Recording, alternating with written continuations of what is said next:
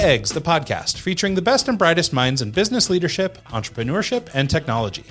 Today we have special guest B. Jeffrey Madoff, founder and CEO of Madoff Productions. Widely considered a storyteller and incisive interviewer, Jeffrey has used his talents to help position major brands such as Ralph Lauren, Victoria's Secret, and Radio City Music Hall. Additionally, he's created one of the most popular courses at the famous Parsons School of Design, Creativity, Making a Living with Your Ideas, and has penned the book based on the class, Creative Careers. Too much to pack into an intro, join us here as we explore Jeffrey's creative career, understanding creativity and the misnomer of left versus right brain thinking, defining success, and his wildly popular course at Parsons School of Design. Let's dive into the mind of one of the most dynamic and creative people in the industry. Please join us in welcoming to the show, B. Jeffrey Madoff. Jeffrey, how are you? I'm good. Thank you guys for having me on. Absolutely. Yeah. Welcome, and thank you for doing this. We appreciate you. Well, we'll see if that's still true at the end. Yeah. Why don't you give us a brief overview of your career, how you got into what you do and what you're currently doing? Well, Michael, I've had no master plan ever. So things kind of happened. I think that opportunities are only opportunities if you recognize them as such.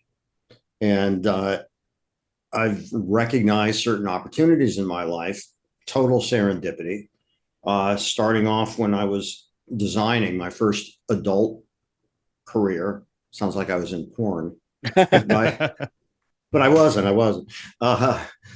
My first adult career was fashion design, something that I knew nothing about. And that's been a consistent thing throughout my career, is that I've always started off doing things that I didn't really know much about them. So trial by fire, learning by doing, those kinds of things. I had a degree, a double major in philosophy and psychology from University of Wisconsin.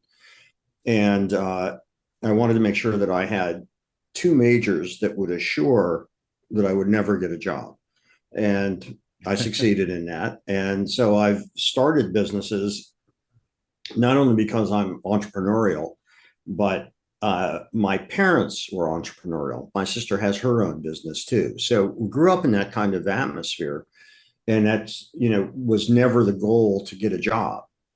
And I didn't have any specific goals. It was just the only overarching goal was I have a lot of curiosity. And so I'm seduced by ideas. And so I'm going to pursue things that I really find engaging and seductive. And that's how things started off for me. And that's why I started a fashion company. I was working in a little boutique in Madison, and a dear friend of mine from childhood called me up. He had graduated from college a year before me and said, listen, I've saved up some money. Can you think of a gig that would earn more than bank interest? And that was the starting gun for my first adult career as a fashion designer. Yeah, no, I love that. And it's funny. I mean, hearing what you're saying, some of these like little key moments, this idea of going into something sort of sight unseen or not knowing what you're doing, like this sounds so much like me and Mike's life together. I mean, we've been friends for more than 20 years at this point, and it's like he and I have chased down no shortage of those kinds of things, right? Where it's, oh, well, that'd be cool. Or, hey, maybe we should do this, or and I think that, maybe it's a gift, maybe it's a curse, but I think it's kind of the plight of the creative mind. And so I appreciate hearing it from you. And I also appreciate, you're a little bit older than us probably. And it seems that you managed to craft a career that sustained you all through life, which I think is really encouraging for a lot of creative people who have their doubts. Well, I appreciate you saying maybe I'm a little bit older than you, which could mean just that your vision is failing. So, he has a small monitor on his. Yeah, my teleprompter way monitor far is really away. small. Yeah. Right. Yeah. No. So anyway, I really appreciate that. So I want to talk first maybe about that transition at the beginning, right? Because there's a sort of some recurring themes that pop up on this show that seem to be parts of the career trajectory of people. And one of them is sort of overcoming fear and risk aversion. And the other one is, this idea of pivoting and being able to be somewhat flexible. And so as you decided to, coming out of a school with totally unrelated degrees and decided to take this left turn into fashion, do you mind just talking a little bit about that experience? Like, it seems to me that they're so disjointed, and that, I mean, people go to school for fashion design, right? I mean, this is something that they go into, they have a focus on and build a career around. And so for you to just sort of step in sight unseen, doesn't seem like a foreign concept to me, but it does seem like it's such a left turn that it requires a little explanation. So do you mind talking about just sort of making that, or being willing to take that step, and sort of being willing to, I guess, take the risk or roll the dice on doing something like that? Well, when I got that call from a friend of mine, and his mother and my mother grew up together. I actually don't remember not knowing him. And it was funny because he had graduated before me. And he said, the money he had saved up, he was willing to send me. Now, that memory's a little hazy. I thought it was 1,500. He thought it was 2,500. Whatever it was, on one hand, it was more money than I ever had at one time. On the other hand, it wasn't very much money. So I was working in a boutique in Madison, and I could always draw. My parents encouraged me drawing. They really encouraged me to go forth with any expression that I wanted. So I always wrote short stories. I wrote comic strips, drew them, and wrote the storylines. My parents had retail stores, so they would bring home, when they saw that I loved drawing since I was a little kid, they brought home big sheets of craft paper that they would wrap packages in, and I could draw on those. I could put anything on the walls in my room that I wanted. That was like my space. And so I was always encouraged, which was a huge, huge leg up in terms of whatever it is I wanted to do, because they imbued me to have a certain confidence in what I was doing. So I wasn't reluctant to put it out there. And so in the store, I often wonder, because he called me at the store. This was before cell phones. So he called me at the store because it was a very casual place. I mean, we sold rolling papers and hash pipes at the checkout counter, along with T-shirts, and all the bands that would come through Madison would come into the store because we had cool stuff. And I did the buying for the store. So I'd find interesting, eclectic merchandise and so on. And because I could draw, I felt like, well, I see what sells. I could do this. And I had nothing else in mind. I was just working at the store. So when the idea came about to come up with something that could earn more than bank interest, I thought, why not start a clothing company? It was as available to me as anything else. It's a good thing I didn't say, oh, I'll start a satellite company. I mean, it wasn't something like that. And I was also fortunate to have a built-in test market, which was our own customers. So when I designed some things and had the sewers who did alterations for us, put some things together, put them on the rack in the store, they sold out immediately. Designed a few more things, put them on the rack, sold them out immediately again. So I thought, well, there's something here. I have proof of concept. People that I don't know are actually worth, are willing to pay money to buy what I'm doing. And after 2 or 3 times, we're just replenishing our racks with, not a lot of pieces, maybe a couple dozen, and they kept selling out. I designed a whole line of clothes and put them in a suitcase, strapped it on the back of my motorcycle, and drove to Chicago and went to 18 boutiques. I think I sold 14 or 15 of them. All of a sudden I had like $50,000 worth of orders, which in those days, that was a lot. Like right out of the box, that's almost like $500,000 worth of orders. So it was nuts. What I hadn't thought of was, how am I going to actually manufacture this stuff? Getting the sales was easy. How am I going to make it and get it out there? And it was a very interesting time. We're talking about like 1970, 71. My hair was I had hair and it was down to my shoulders. And, young people weren't doing there wasn't a concept of startups. That just wasn't a thing then. And I was fortunate, although I met a number of people who did not want to do business with me because they didn't think I had any money. I met some really good people who were amused in a good way about the novelty of this kid starting a business. And so they were helpful. And I have kind of insatiable curiosity about things. And, when I went to one of the first people that actually had a meeting with me, one of the fabric salespersons, he said to me, so do you have a contractor? You have a lot of orders here. Do you have a contractor? And I said, no. What's a contractor? And, a contractor is somebody who makes the clothes, working at a sewing shop. And so that he said, I've got a friend, and I think that you two should meet. I think he can help you out.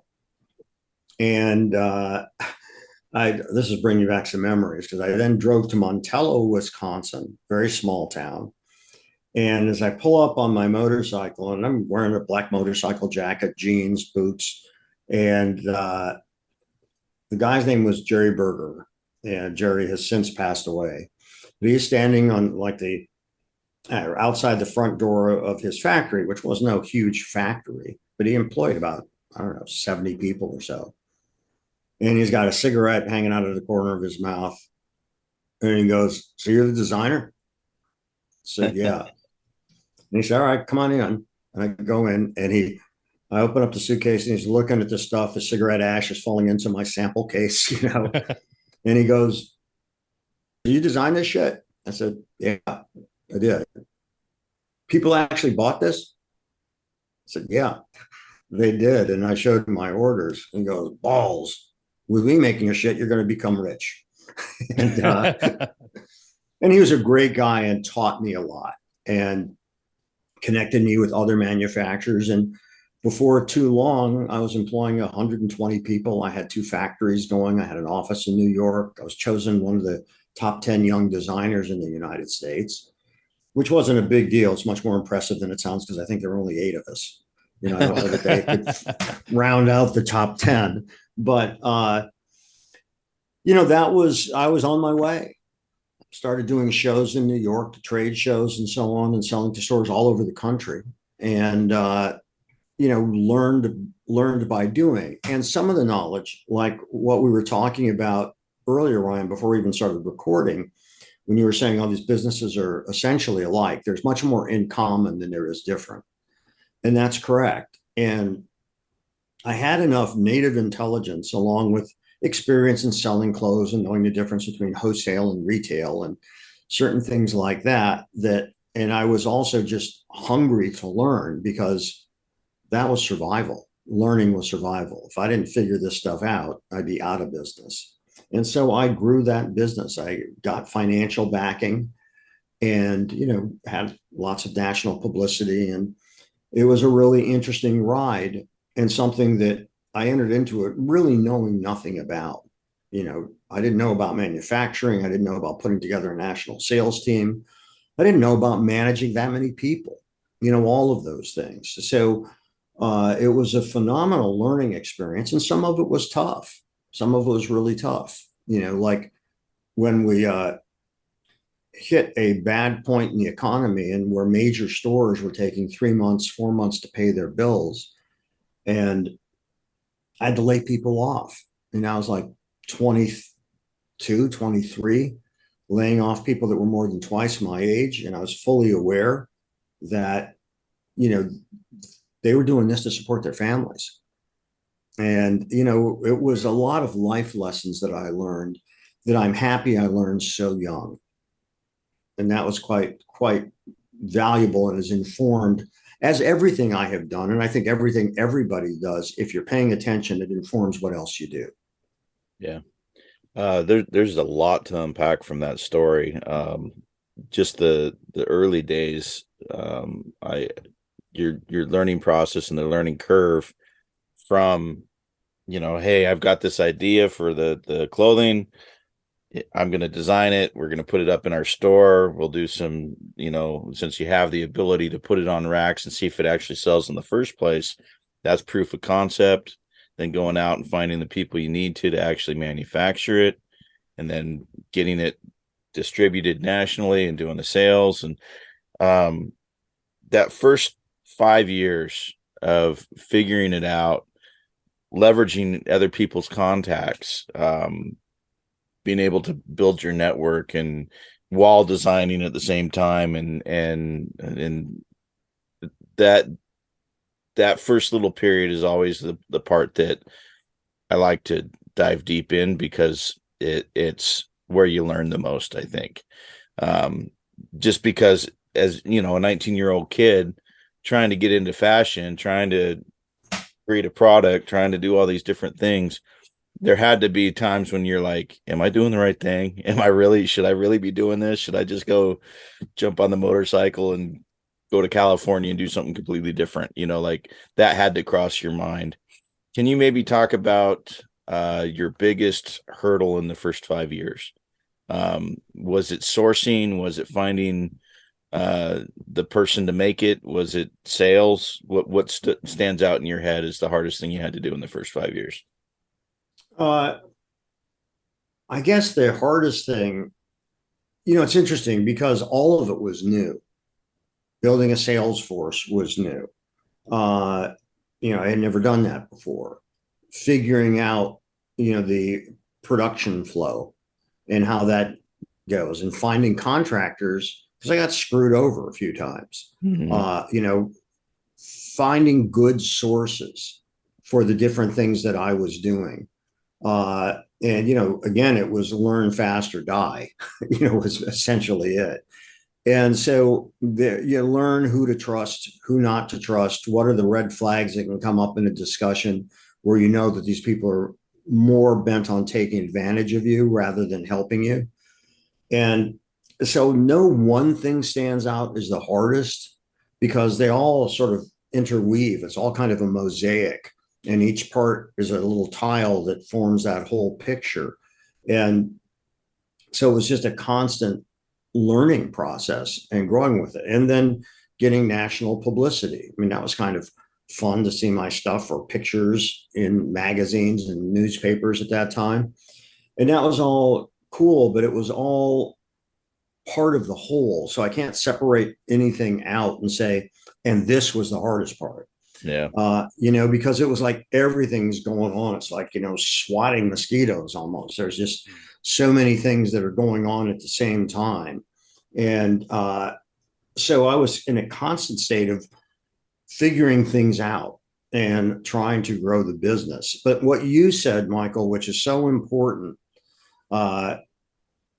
actionable information. Okay. An actionable thing is, and you said this early on in your question, was proof of concept. I don't care what it is you're doing.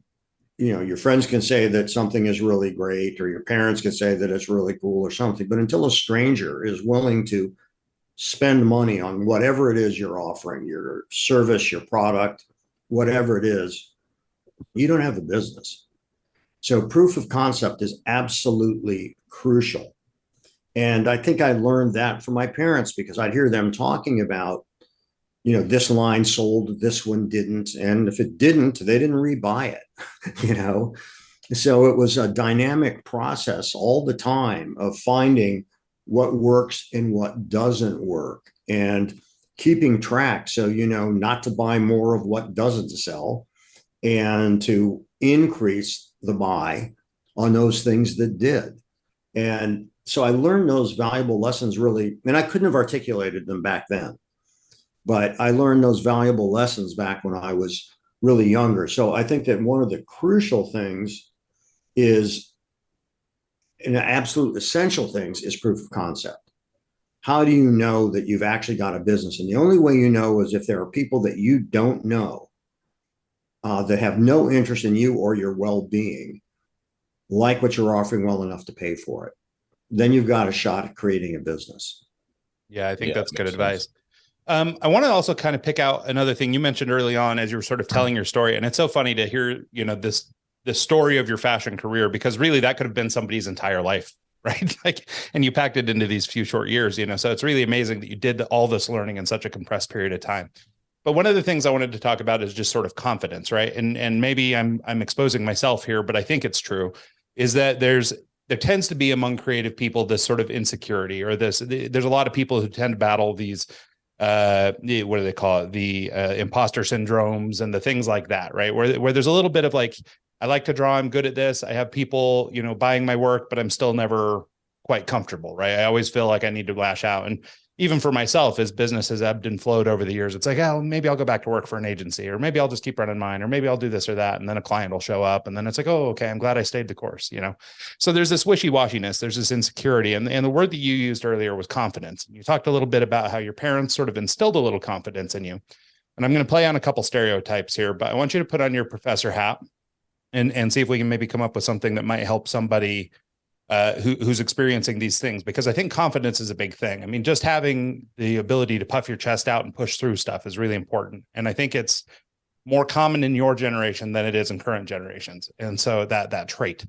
And so, but in terms of confidence, so you had the opportunity or the good fortune to have parents who instilled some of that in you. I had some of the same from my mother. And, but the stereotype part is the Midwesterner, the guy from Wisconsin, those are easygoing people, generally speaking, right? I mean, they're blue collar and you got all that stuff, but they're, good people, salt of the earth kind of people. Then you go to Chicago. Chicago's got some attitude and things like that, but New York is like famous for attitude. And so in terms of confidence, it seems like to me, as somebody also kind of Midwestern from out here in Idaho, it seems to me that I would have a hard time transposing my level of confidence into something that would keep pace with some New York guy in the fashion industry. And so I wanted to talk a little bit about just your confidence and developing that as a skill, and what it took you to sort of, go from where you were, which sounds like at a relatively good level to begin with. But how did you sort of push into what is obviously a really fast-paced and highly aggressive kind of career and navigate that without just losing all hope? Well, that's a big question. And so I want to take it from the notion, first of all, of imposter syndrome, which a lot of people suffer with. And my feeling is, and I've been asked about this a lot, there's even a chapter in my book about it. Everybody's an imposter till you actually do it. Mm-hmm. So, the notion of saying, well, I shouldn't really talk about this, I haven't really done it yet. Everybody is an imposter until they actually accomplish what they're trying to do. And so I think that the whole notion of imposter syndrome. Now, if there's a difference between feeling insecure about things and wondering if you can do it, there's also people that are just cons. Now, they're truly imposters because they can't deliver on what they're talking about. They're trying to take advantage of you in some way. Right. But it occurs to me we should sprinkle in the fake it till you make it bit. The balance there. Well, the balance really is that you're working towards a certain kind of a goal. And working towards that goal because you haven't achieved it yet doesn't mean that you're an imposter. It means that you're a work in progress. And although I'm older than you guys, I'm still a work in progress. I'm doing new stuff all the time. So, I think that notion of imposter syndrome, it's really unfortunate if one saddles themselves with it. And I'm not talking about being a bullshit artist. I'm not talking about being delusional about your own talents. I'm just talking about we're all in process. And being in process, there's different stages of it. There's those early stages when you're trying to build towards it. And you mentioned the word confidence, and the concept of confidence. So there's two things there, and you talked about risk. There's confidence and there's courage. And confidence is a capability. And that capability is developed through doing it over and over again so that you're reasonably sure of the outcome of it because you've done it so many times. And so you develop confidence through capability. And you develop that capability by doing things over and over again so that you can do it over and over again. And you're confident in your ability to execute on that capability. Courage is you have no idea what the outcome is going to be. And you step off the edge of the cliff. And that's what courage is confronting the unknown with no certainty about what the outcome is going to be. And if you're going to be an entrepreneur, it takes both.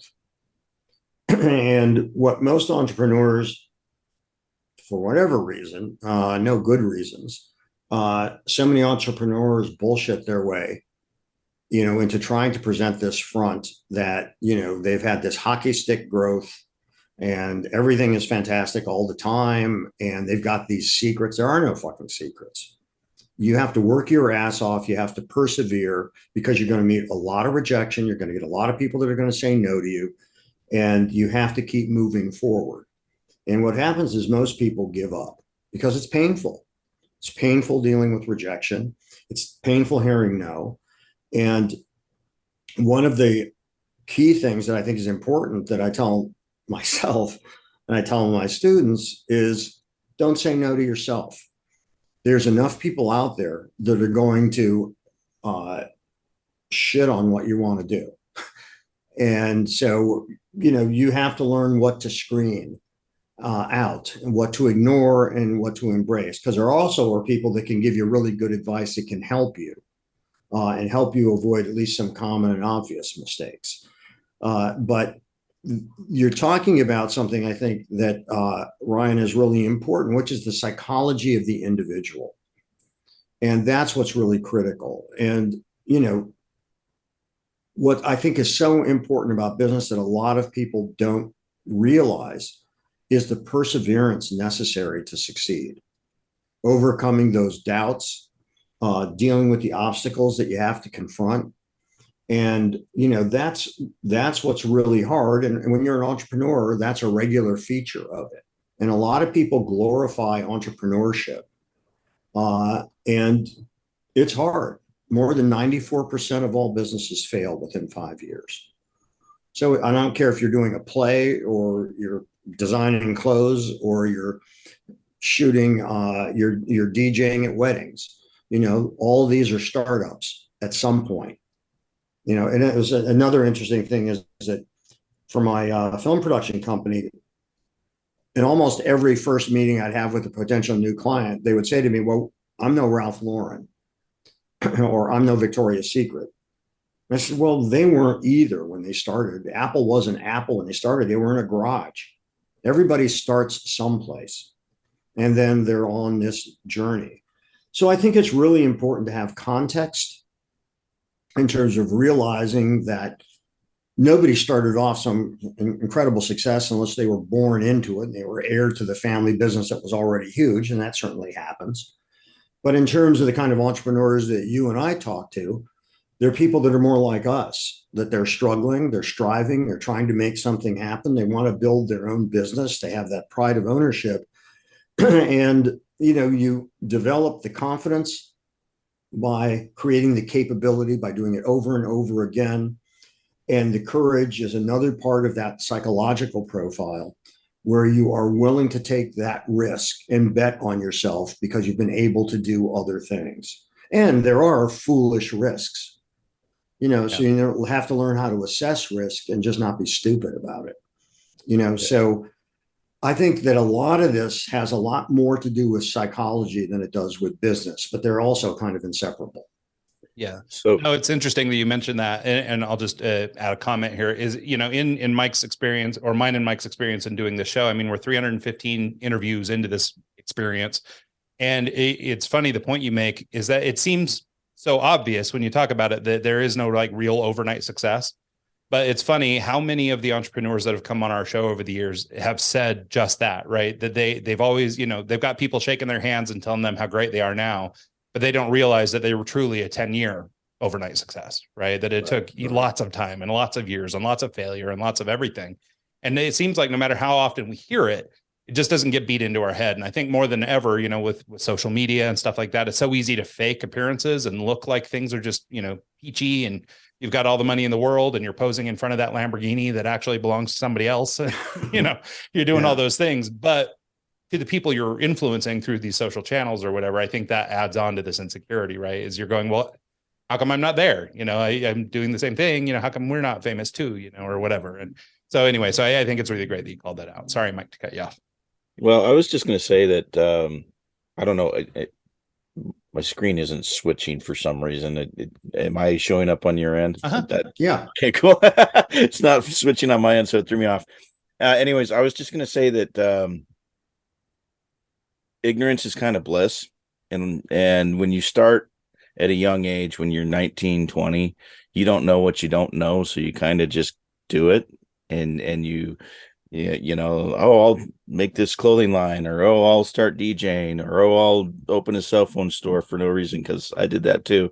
Um, we've all been kind of through these things, and we're more willing to take these risks that, as a mature adult, someone who has a home, someone who has kids, someone who has responsibilities, it's a lot harder to say yes to something when you have those responsibilities, and when you have those things looming over your head. The bank can come take the house, the this and that. You almost have to play it safe.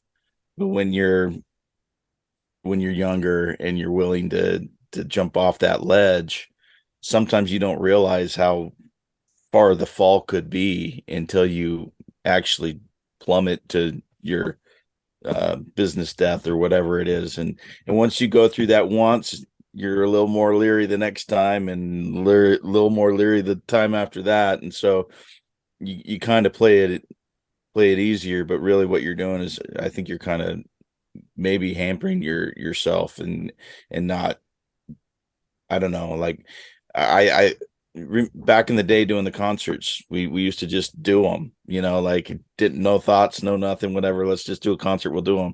But now it's like, if I were to put something together like that, I would be a lot more hesitant, because I have a lot more to lose. Yeah. Well, I think that you make a really excellent point. When I started off, I wasn't married and I didn't have two kids. I didn't have any kids. And your decisions and the context with which you're making your decisions in change. When I started doing this play, I was consciously trying to channel my younger self, because I know all the odds. There's the old saying that youth is wasted on the young, and by this point, I've fortunately accumulated not only a lot of wisdom, but I've also accumulated a lot of, and this is even as important, relationships. And those relationships that you have maintained throughout your life are the most valuable currency you're ever going to come in contact with. And whether that's people that can help you fund a new business, give you guidance and mentorship on doing it. So you have to assess the risk. And part of assessment of the risk is, what can you tolerate? Because if risk really throws you into paralysis of anxiety, then maybe you should listen to your body and not take it on. But if it's just a fear because you don't know if it's going to work, everybody faces that when they're starting something off. Mm-hmm. And when I was moving from Wisconsin to New York, people said to me, well, do you have a job lined up in New York? I said, no. Do you know people there? No. Do you have a place to live? You lined up a place to live yet? I said, no. So aren't you afraid of what's going to happen if you move there? I said, no, I'm actually afraid of what's going to happen if I stay here. Yeah. And the script essentially already being written, if you will. And so that, and I'll tell you, it's something about getting older, is you realize, and this is, such a trope, but it's true, how fast time goes. And it's mind blowing. It's like surreal, how fast time goes. So another part of my self-questioning is, if not now, when? And I think that's a question that's important to ask yourself at any stage of life. So do you want to foolishly jeopardize, if you have a family, foolishly jeopardize the financial security for them? That's irresponsible. You don't do that. But maybe that new thing you want to try does have value, and it's overcoming the fear of that unknown and looking at the context and thinking, so how much of this is a risk that I'm really taking? on a 1 to 10, if it's catastrophic, going to screw your life forever, or 1, basically no big deal at all. Most things in business are 2s, 3s, maybe 4s. Most things aren't the catastrophic end of the spectrum. So you also have to have the perspective to realize, well, how much of a risk am I really putting myself out there? What's the worst possible outcome, and how can I avoid that worst outcome so that I can move forward doing what I want to do and not afraid that it's going to jeopardize the security, and because I just can't handle that part of it. And that's okay not to handle that part of it. Nobody's saying, it's not a moral imperative that you have to take chances. But if you want to be an entrepreneur, you have to take chances. That's just the nature of it. I really like that concept, or this framework of if not now, when, right? And I mean, there's a real factor here in that, time is running out for all of us. So like we need to make them, make hay while the sun's shining. But, there's another version of this that people say, or that I've seen more commonly in business circles, which is sort of the Derek Sivers approach, which is hell yes or no. Right. So you either do the thing because you're passionate about it and you want to do it. And if it makes you say hell yes, you go. And otherwise you don't do it. And I think for me anyway, that feels like the luxury of somebody who's already established. What I like about what you're telling, or what you're saying, this, if not now, then when, it gives you the opportunity to figure out when.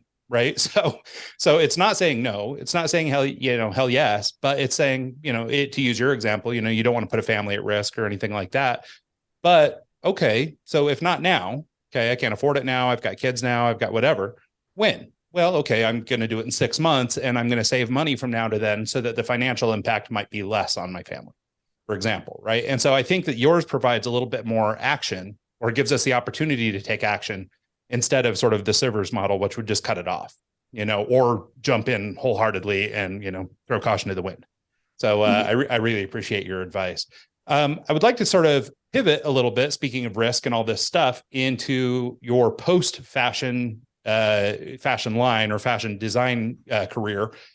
You sort of moved then into film production and shooting commercials and doing all this stuff. And again, kind of like with the fashion business, like there are people who spend whole careers on this and they go to school for this and they become, the people that do those kinds of jobs. And so, but yet you just took the turn and you did it. So can you talk a little bit about that pivot or that transition? I think that, pivoting or career pivots is an idea that comes up a lot on this show, and being able to, successfully navigate something like that. So I wonder if you'd share your experience. Yeah. To establish the bridge from the fashion world, my financial backer owned banks in Wisconsin, and he liked that I was providing employment for Wisconsinites. And he had been clear from the beginning that one of the reasons he was investing was that, I was kind of a novelty. Here's this kid who's like in national magazines and the press, and he's got a business and the stuff is selling and it's growing quickly. But he said to me that, one of the main reasons he's investing is because I do employ Wisconsinites. They all bank at his bank. And so he liked that. And if I ever moved to New York, he wouldn't continue backing me. And that wasn't a threat. That was just a condition of his investment. And he was a very good man. Well, it got to the point where, from initially being very happy just to go into New York a few times a year, I discovered that I was really a stimulus junkie and loved the city and wanted to be there all the time. And to your point earlier, Ryan, in New York, that, as the song goes, if you can make it there, you can make it anywhere. And, I was just excited about the idea of living in New York, which was fantastic. I loved it. So there was a recession going on at that time. I decided to present my backer with, okay, look, I want to liquidate the business because I want to move to New York. You've made it clear that you're not going to continue to finance it. And I didn't want to keep doing it. I had gone through a lot at that point. I was 24 years old, 25, and had experienced a great deal. And I didn't even pause until then to even take stock of what I had done. And I think a lot of times we are victims of our own momentum. that you don't stop and think about what it is you're doing or why you're doing it. You just keep doing it. Then all of a sudden you find yourself middle-aged, expenses and burdens of that sort of thing in life. And you never really thought about, well, is this really what I want to be doing? And I started another clothing company because I was very saleable in that realm, built it up and sold it. And as I was in that process, one of the very nice people who I bought fabric from, and he was an owner of this fabric company, and he was kind of a mentor for me, a really good man. And he said to me, do you know anything about the film business? I said, well, I love film. I've read some books, but no, I don't really know anything about it. And he said, well, my son's your age and he won't listen to me. You've got a good head on your shoulders. You seem to know business. Would you mind meeting with my son? He's getting involved with these people. And I don't know, I just think that it would be good for you to meet him and him to meet you. So I did. And that was really interesting. He was making a movie with Dennis Hopper.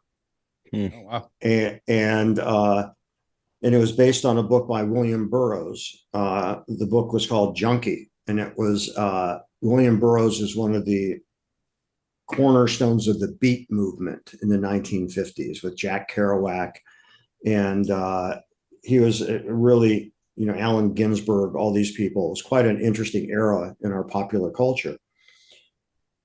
And I started to get involved with that and learned a great deal about that. Not much about the film business, but about what it takes to actually get something done. Because at that time, Dennis Hopper, William Burroughs, Terry Southern, the people that I was working with were getting so high all the time, they never actually accomplished anything.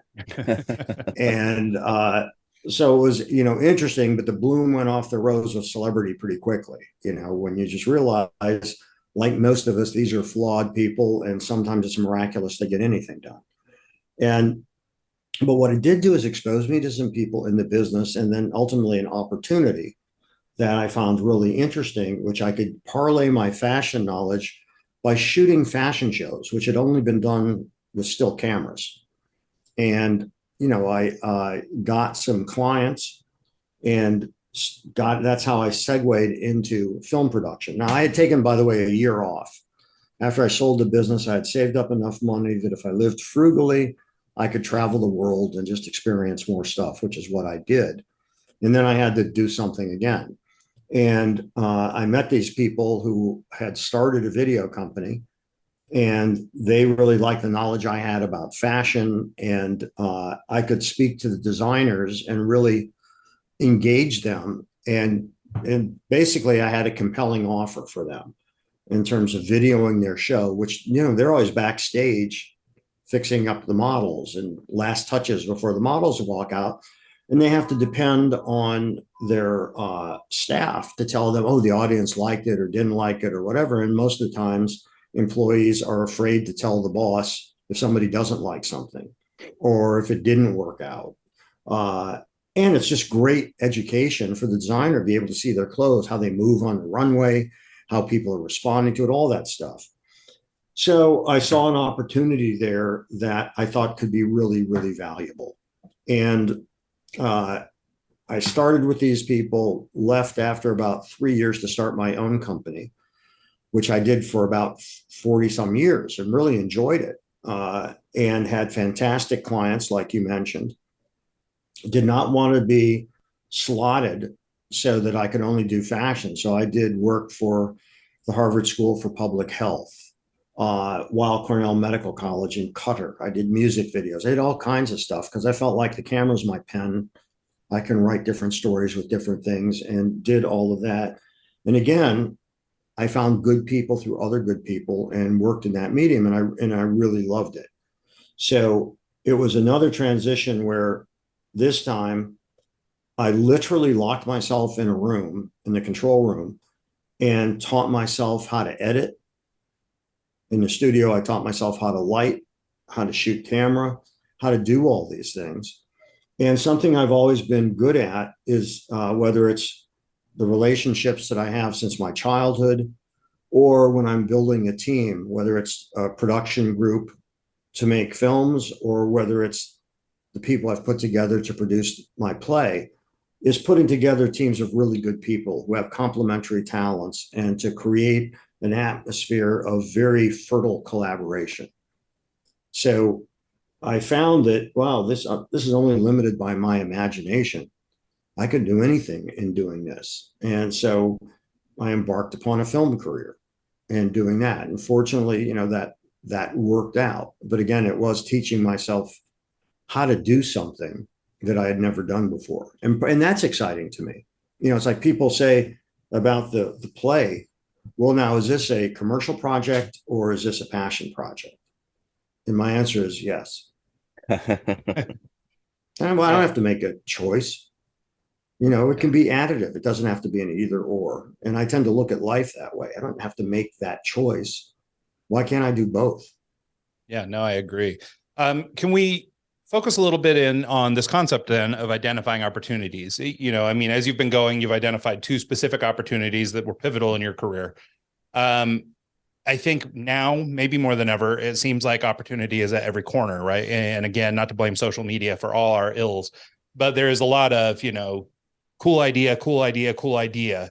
And it's, I see a lot of people, including myself, sometimes chasing these things, right? Like, oh, I should do that. I should do this. I should do that. And I'm a notorious starter and not a great finisher as it comes to creating some of these little startup ideas, right? I have a great nugget of an idea. I'll build out the brand. I'll do all this stuff. And then I'll go, oh, well, I got to go back to work. I got to make money. And so I wonder if you talk a little bit about just identifying good opportunities and when they're worth the risk versus just sort of these fly by night things, or if there's any, I don't know, actionable or learnable moment there that you've gotten in. Certainly bad ideas were presented to you too. So maybe you can talk a little bit about filtering that out. Well, what I filter out are things that either don't attract me, because money is not the number one thing to me. It never has been. So, I've been approached throughout my adult life with people, who have these ideas where, you could make a fortune doing X, which is immediately starts putting me into REM sleep, although I'm able to keep my eyes open. But, do I believe that? No. Because it's what I call the myth of replication. People who try to teach others that, if you do exactly as I do, you'll be as successful as I am. So you have the 7 highly effective habits of highly effective people. You're not one of those 7. You don't have the same life experience. You're not them. You don't have the same contacts. You don't have any. It's like, all of these things, because people are always looking for that magic bullet. It doesn't exist. If you're fortunate enough to be born into a whole lot of money, then you can screw around a lot and, take ridiculous chances because it's not going to jeopardize your home life. But I think that what's really important is, first of all, does it resonate with you? Is this something you're actually interested in? And if you're only interested, there's nothing to matter if you're only interested in making money. Nothing to matter with that. It's just that's not where I'm at, because I want to enjoy what I'm doing. At any point, I want to really enjoy the process, because the process to me is where it's at. It's really cool. I just came off of, 2 months of rehearsals and previews for my play. I loved every second of it, because it's just the dynamism of a creative process.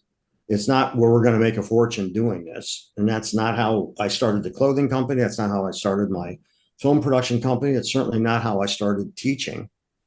I started doing it because it was really attractive to me. And I was seduced by the ideas of doing that. So I think you first have to look at yourself and ask yourself the question, well, what does success look like to me? What is success? Is success accumulation of wealth, and that's what your metric is? For me, the metric is fulfillment. Mm-hmm. How do I feel about what I'm doing? Is that something I really want to be doing? And people that I hire, my camera people, editors were on staff. Camera people were always freelance, because I always used the best people and whatever I could find. And I had enough work to keep on staff editors. And when I would interview people, I'd say that I want you to want to show your friends the work you're doing because you think it's cool. They look at me Really? And I said, yeah. And I don't also never want you to show me work and say, I don't know, is this okay? Because if you aren't convinced it's okay yet, don't bother showing it to me. Show it to me when you're proud of what you're doing. Then I'll give you notes. But wait, now if you're stuck, I'll help you and we'll talk about it. But the point being is, I want you to use your creativity, your initiative, and I give full license and agency to the people that I work with to do that. And that extends to the actors that I'm working with, it extends to the editors I work with, and all different levels of the business. And because I think that's how you also get the best out of people, is that they feel invested and involved in what they're doing. I So agree. in terms of finding the opportunity, finding the opportunity isn't that I look over their spreadsheets and their cash flows and all that, because that, for good or for bad, bores the shit out of me. So I'm not interested in that. I want to know it's a viable business if I'm going to invest in it. But if I'm going to invest my time, because the only thing that's not replaceable is time. You spend time, you spend money, you save time, you save money, but you can always get money back. You can never get the time back. And I'm telling you, it gets more and more precious as you get older because it passes faster and faster. So when you want to talk about scarcity in business, and that's a favorite topic of a lot of entrepreneurs, to me, the real scarcity is time. Everything else can be replaced, but you can't replace time. When that goes, it's gone. Yeah. There's Yeah, so no. much to unpack from what you just said there. I love the fact that you allow the creative person to actually put their creativity in it and actually require that of them and say, hey, when you're ready and you think it's good to go, then show it to me. Because I think a lot of people try to use their boss as a crutch, like, oh, what does he want? What is he looking for? I'm going to try and produce this content for him, like through his eyes, when really you're hiring someone to create in their own creative process and be themselves. And so I think if you're trying to, kind of appease the person in charge, it kind of limits what you're actually capable of and what you could actually produce. And you want them to have that drive to begin with. So if they're not, willing to put in that extra effort and willing to create that product, they might not be the right fit. Also, the thing that stood out to me in your story is you saw a need for people running the fashion show to see their work if they're behind the stage and they can't see what's going on, and you can film it and you can review it. That right there was your aha moment for, say, like, oh, I could provide this service. There's a product, there's something there. Let's see how this works. And that opened the door for you to get into that career in that field. And I think a lot of times it's just a matter of stepping back, seeing the need and going from there versus trying to create something out of nothing. Just see what you can do to help, see what needs to be done, and then build around that. Yeah. So, I just kind of wanted to add to that too, especially as it pertains to creative people, and letting them be their creative selves. Like I didn't realize this early on in my sort of agency career, but as I got older, I started to understand that my trajectory, I always wanted to move to like a director level, right? I began life as a graphic designer and as an artist. And I wanted to go through all those channels and through those ranks and eventually rise to sort of a leadership position in a creative business. But what I didn't realize at first was that not everybody wants that. And so you mentioned, that you used freelance camera talent, for example, in your business. And I think the point is that those people don't want to be editors. They don't want to be directors. They don't want to be whatever. They want to be the best damn camera person they can be. And by bringing in people like that and then allowing them the creativity to flex in the thing that they're passionate about, I think is where people can actually find their joy. And so much of, I think, what happens in society is that, to Mike's point, that we're busy chasing somebody else's dream, right? We're trying to make something work for somebody else. We're trying to make something work for a director, or we're doing a job that we don't love, but, we got to pay a bill or whatever. And I think, it does sound a little cliche to say chase your passions or do the things that you're passionate about. But I would say at the same time, like, you should like what you're doing, to your point about sort of preserving time, right? I mean, you should only really be doing the things that you like to do because the clock's ticking on it. So I really like that. So let's transition again and make this pivot, because I think what we're uncovering here is sort of a repeatable process. So we've mentioned a few times throughout this conversation your play, and so I'd like for you to talk a little bit about the play, what it's called, where it is, where people can see it, that sort of thing. But also just talk about moving into this new realm, right? So again, there are people who spend whole careers, going to school and learning to be a playwright and doing all this kind of stuff. Like, this is an industry that people, go into. And here again, for the third time in your career, without a ton of experience and without a ton of stuff, you've managed to leverage relationships and get into a position where you're doing the thing. And so I wonder if you wouldn't talk about, again, this pivot, and just sort of if we can start to really dig in and uncover the things that are repeatable. And I think we've hit a few of them. And I'd like to maybe dig in a little more on relationships and things like that. But I think we're starting to really come up with a process that it feels like other people could do, right? Or at least understand that this is the process. Like, your life experience is the way to do this. There is no path. Well, and again, I think it's really important to ask yourself the question, what does success look like to you? To me, it's about being fully engaged in what it is I do, and really loving doing that, and loving working with the people that I work with. And that's critical to me. I know lots of people that are wildly successful financially who are miserable. But, it's also becomes the golden handcuffs. You don't think you can do anything else because you could be jeopardizing that. And I've always wanted to be nimble in terms of what I do, and not be the slave to the work that I'm doing, but rather create the work I'm doing and be the master of that. That's what's much more interesting to me, because it's fulfillment. It's about working with other people who are like-minded, where you can do really good work and interesting things. And I've had that at each step along the way, which, that's the relationships part in terms of business that are really good. Find the best people, and you'll find other best people through those best people. And that's how you build a successful business, is to deliver on the promise that you're putting out there. And I think that's really, really important. What happened in this latest and newest iteration, there's a whole bunch of things, but it started when I got a phone call from a friend of mine.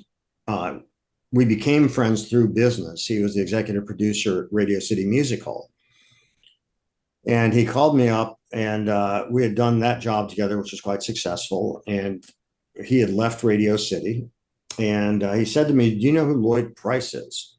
And I said, "Mr. Personality?" "Yeah, I mean, Stagger Lee is one of my favorite songs, and I love Personality and Lottie Miss Claudie.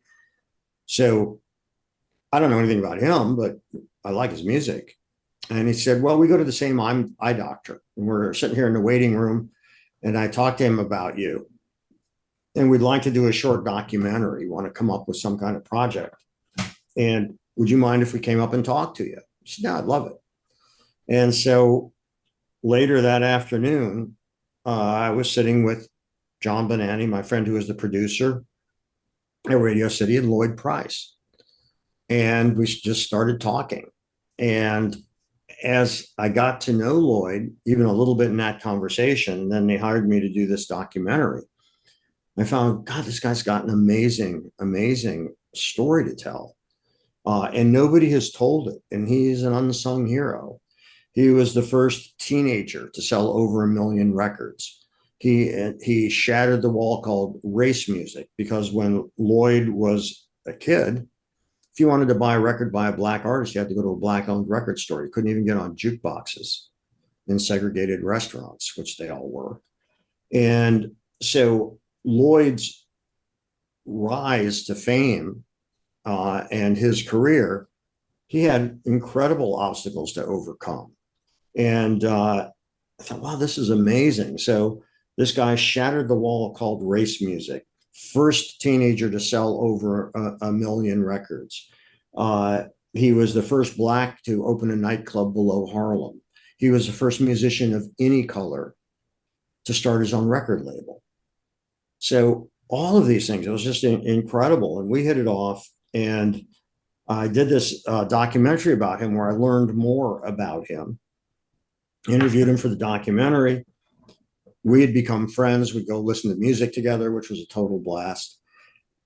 And then I said to him, Lloyd, I know I can capture your voice. I want to tell your story. Your story needs to be told. It's an incredible story. Because he not only opened the door for other Black musicians, he also opened the door for young musicians. Because prior to the 1950s, the record business was an adult business. Kids didn't buy records.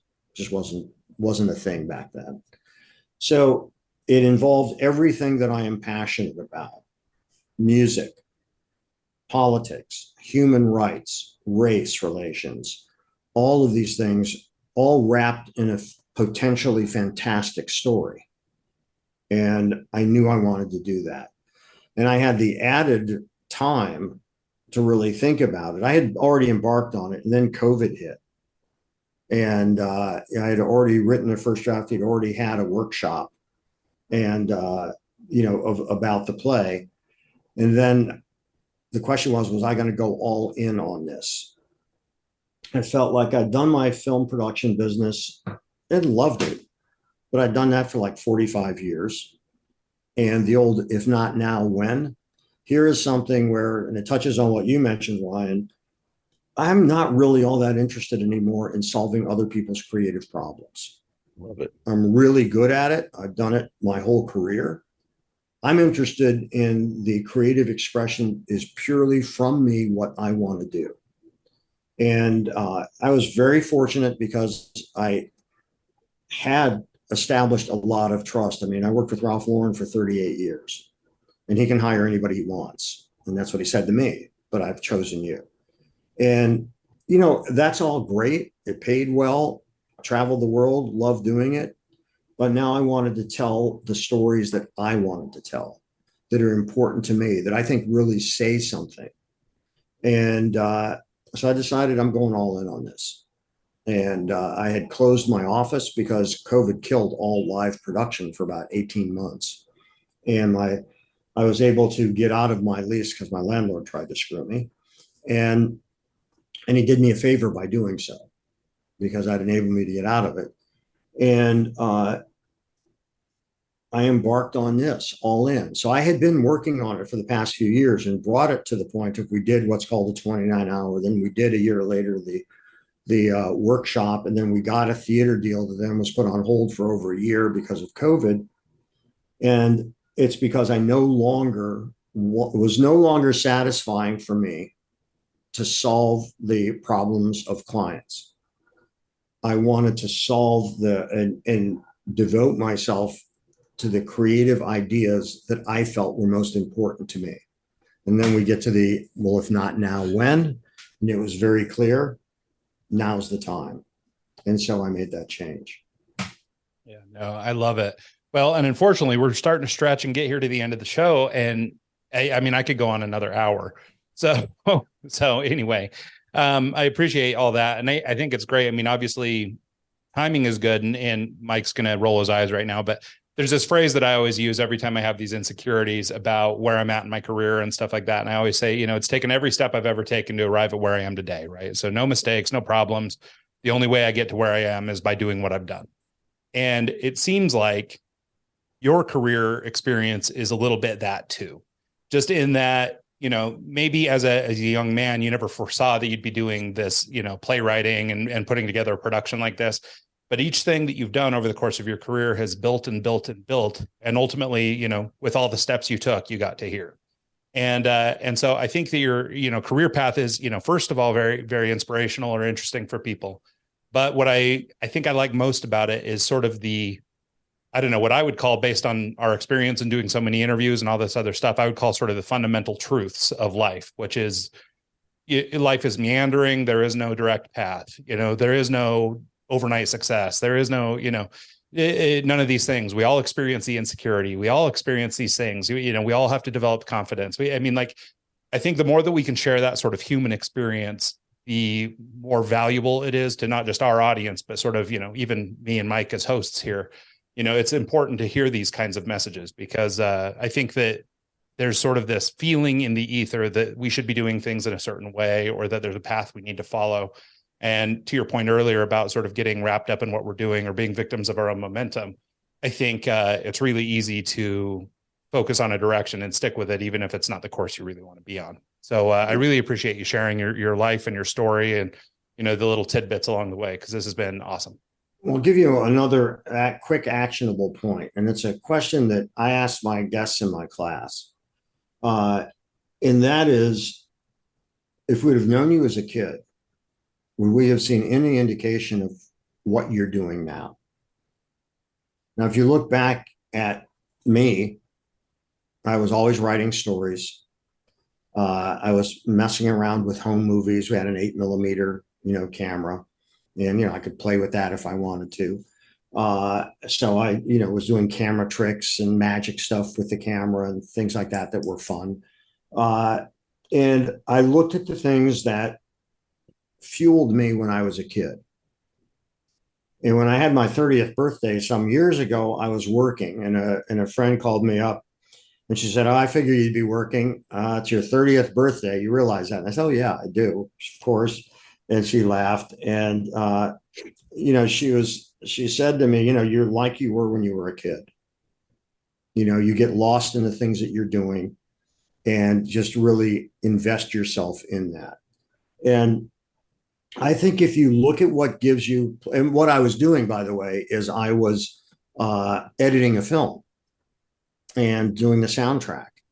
And when I was a kid, I had a movie theater in my basement. I used my sister's portable stereo. The films were silent.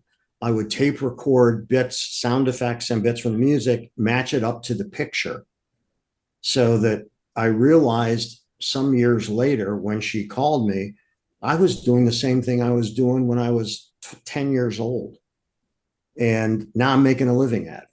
And it was cool. And I think it's really important to look at your own life. Don't look at other people as models.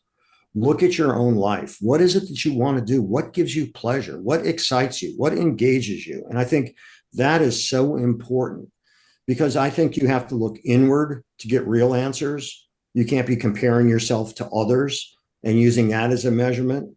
I think that it's really important to know thyself. And I feel very fortunate in the parents that I had that encouraged me to do that.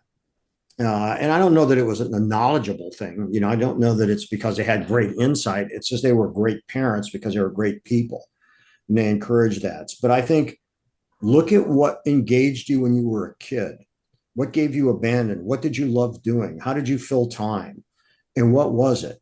Because maybe there's hints to the things that you could do and could apply yourself to that could make your life feel more fulfilling. I love that. I look back, as a kid, 14 years old was my first paid gig as a DJ, and I'm still doing it. And Ryan's the same way. I mean, like, he was drawn in school and doing all this. He's very artistic and a very good graphic designer, and he's still doing that today. So I think that insight and, figuring out what you're passionate about and what you would be doing for fun and trying to make a career out of it, I think is key to not only being successful, but actually enjoying what you do in life. And I think that passion and the enjoyment is what, whether the money comes or not, if you can get by doing what you love, what's wrong with that? So, right. Yeah. Well, thank you so much for your time. Like Ryan said, I think we could keep talking for another hour and not even realize it. I can't even believe it's been an hour so far. It just feels like it's been 10 minutes. So really enjoyed this conversation. Well, so did I. And thank you for both of you guiding it so expertly. And I really, really enjoyed it. Wish this was in person and we'd order lunch. Well, we'll do it again sometime. You got some great delis out there, but way better than we got out here. And I could use some pastrami. So we'll make a trip and we'll do it again. Jeffrey, before we get out of here, though, anything you want to plug, places people should go to check you out, or if they want to connect with you, learn more, take your course, anything like that, anything you'd like to share? Sure. So you can link up with me on LinkedIn. I post quotes and insights from the guests that I interview in the class. My book, Creative Careers, Making a Living with Your Ideas, is sort of a distillation of a lot of the things that we've been talking about. And it's available at Amazon and all fine booksellers. And if you're in the Chicago area, see Personality, the Lloyd Price musical at the Studebaker Theater. I'm biased, of course, but the audience responses and the critical responses are so positive to what we've done.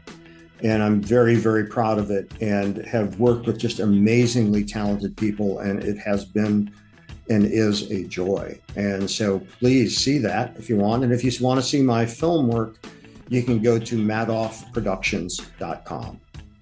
Awesome. Well, thank you so much, Jeffrey. I really appreciate your time, man. This has been awesome. And we may just take you up on that lunch date one of these days. I'd appreciate it. I would love it. Great Awesome. talking to you guys too. Thanks a lot. Absolutely. And thanks so much to everybody who tunes into the show this week and every week. We'll see you guys next time.